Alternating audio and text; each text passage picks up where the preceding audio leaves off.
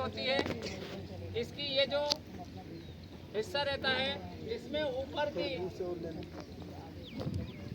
की रस्सी बांधी जाती है।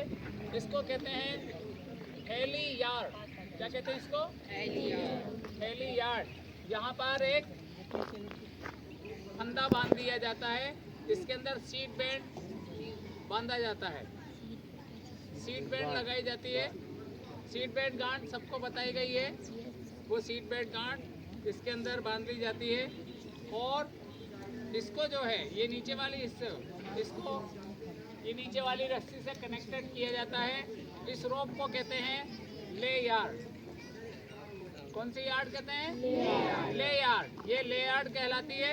यहाँ पर एक छोटी सी गिल्ली टाइप की रहती है जिसको क्लेट कहा जाता है। क्या कहा जाता है उसको? क्लेट कहा जाता है।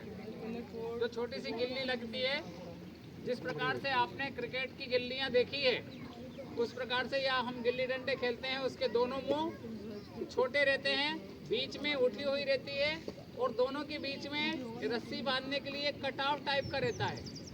उस टाइप की गिल्ली यहाँ पर कनेक्टेड भी रहती है। उससे ले यार्ड को कनेक्टेड कर दिया जाता है या जोड़ दिया जाता है। वो इसलिए होती है कि किसी भी प्रकार की स्थिति में वो रस्सी की गठान खुले नहीं। ठीक है, लेकिन यहाँ पर डायरेक्ट रोप दी है। यहाँ पर भी हमको कौन सी बैंड लगाना है? Seat band. सीट बैंड लगाना है। सीट बैंड की स्थिति में वह नहीं खुलेगी। ठीक है, अब इसको बांधने का तरीका, इसका जब बंधन करते हैं तो दोनों साइड से इस प्रकार से इसको पहले फोल्ड कर लिया जाता है।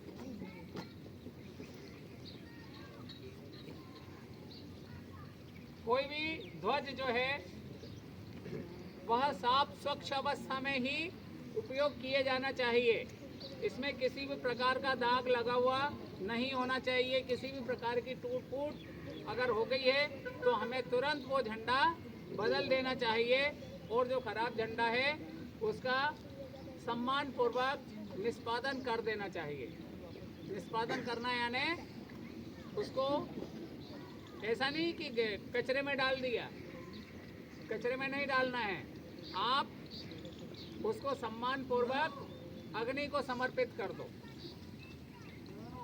ताकि वो किसी के पैरों तले नहीं आता है। क्योंकि कोई भी ध्वजा हमारी आन बान शान की प्रतीक होती है, चाहे वो संगठन की हो, चाहे वो राष्ट्रीय हो, चाहे वो स्काउटिंग की हो, एनसीसी की हो, वो उसकी आन बान शान की प्रतीक होती है। इसलिए किसी भी ध्वज को हमें उचित उसका निष्पादन कर देना चाहिए। ठीक है, इसके बाद में ये जो है नीचे की यार्ड पकड़कर इस प्रकार से पलट लेंगे।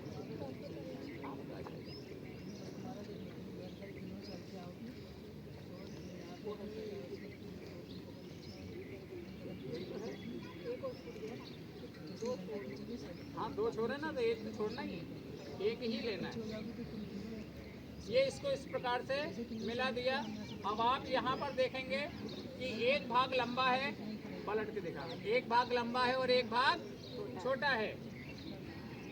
उसके बाद में इस भाग को इधर मिला लीजिए, ये डब्लू का आकार बन जाएगा। ये देखिए, तो ये डब्लू का आकार बन जाएगा और ये 4 फोल्ड हो जाएगा। अब ये जो त्रिदल कमल है ये दोनों तरफ से सुरक्षित हो गया, दिखाई नहीं देगा। अब उसके बाद में इसको नहीं यहाँ तक लेकर आएंगे। ये इस प्रकार से लगभग 1 बीते के समथिंग ऊपर जगह छोड़ दी जाती है और फोल्ड कर लिया जाता है। फोल्ड करने के बाद में ये फोल्ड कर लिया और ये इतना भाग अलग लटक रहा है, ये हमको काम देगा। ख्याल रहे कि ये जो नीचे का हिस्सा है वो बाहर की तरफ रहना चाहिए और जो ऊपर जो बनने वाली डोरी है वो अंदर की तरफ आनी चाहिए, ठीक है। चाहे तिरंगा झंडा हो तो जिस भाग में आप केसरिया रंग को बांधते हैं वो झंडी, वो क्लेट या हेली हार्ट से जो कनेक्टेड रस्सी होगी, रस्सी का वो भाग अंदर की तरफ आएगा। और 2 लड़कियां जाइए जो नंदनी होती है, लंबी लड़की जो ले हार्ट से जो बांधी जाने वाली है वो हिस्सा बाहर की तरफ आएगा। बच्चे ठीक से ध्यान देंगे, इस पर आपसे प्रश्न किया जा सकता है। दौड़ के जाओ। अब उसके बाद में जिस प्रकार से महिलाएं साड़ी पहनती हैं और मिरी बनाती है, उस प्रकार से अलट पलट करके मिरी बनाते जाइए। दिख रहा है सबको? ये मिरी बनेगी, यहाँ से राउंड ले लो। और उसके बाद में ये मिरी बन गई, और मिरी बनने के बाद में इसको व्यवस्थित रूप से बहुत टाइट गोलाई, यानी किसी भी प्रकार का कोई सल वगैरह नहीं आने पाए, इसका विशेष तौर पे ख्याल रखा जाए। व्यवस्थित रूप से अगर ये घड़ी किया हुआ है तो उसमें सल आएगी नहीं। अगर कोई आता भी है तो उसको हाथ फेर के मिटा लिया जाता है। ये इस प्रकार से मिटा लेते हैं। और ये जो नीचे की जो रस्सी रहती है इसको 1/4 पलटा दिया जाता है। ये पलटाने के बाद में इसको एक अलवेटा इस प्रकार से लगा दिया। थोड़े पास हो जाओ।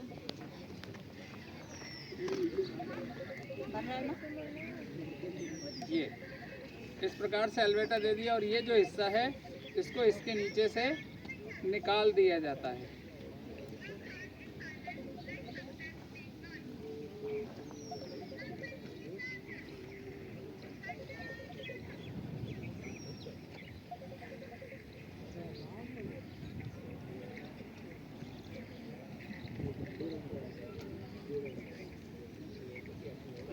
इसको थोड़ा सा ज़्यादा निकाल लो ताकि ये नाट जो है समय से पहले नहीं खुले, है ना। इसको थोड़ा सा यहाँ तक का निकाल लो, और निकालने के बाद में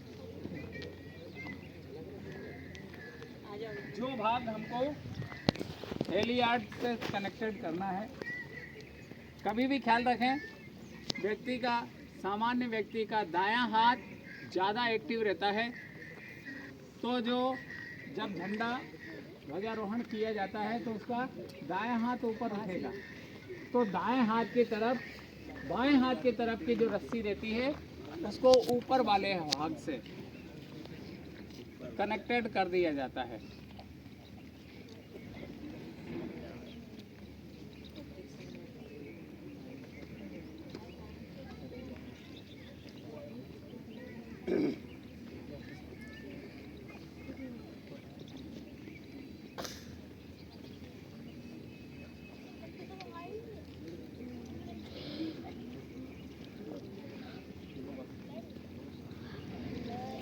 अब चूंकि इसमें पहले से ही फंदा दिया हुआ है इसलिए सीट बेल्ट की आवश्यकता नहीं है।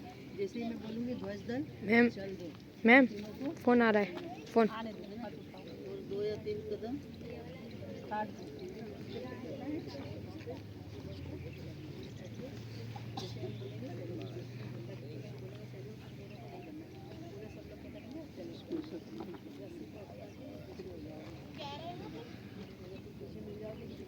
हाँ, मैं वही प्रयास कर रहा हूँ। ये अगर आपने ये फंदा भी दे दिया तो वो खुलेगा नहीं किसी भी कंडीशन में, और ये टाइट रहेगा।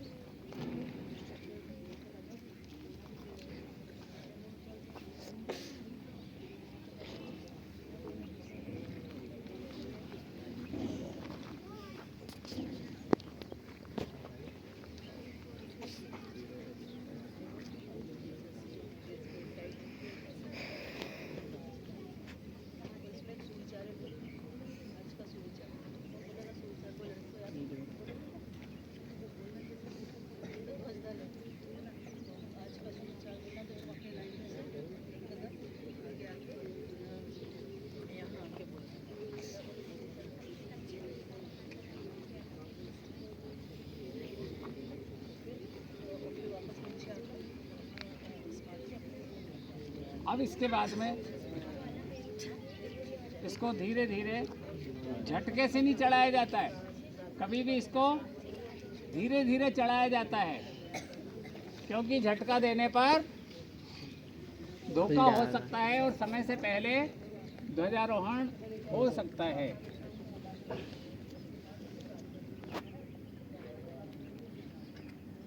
इसको इस प्रकार से टाइट कर दिया जाता है और यहाँ पर दिया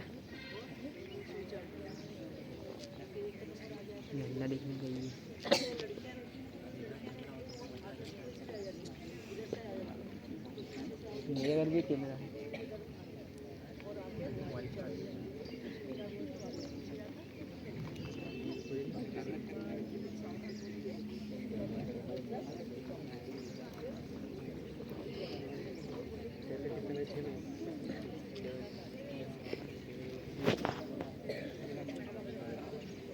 ये 2 गठान लगा दी ताकि जो भी व्यक्ति ध्वज को फहराए वो इसको नहीं खींचे।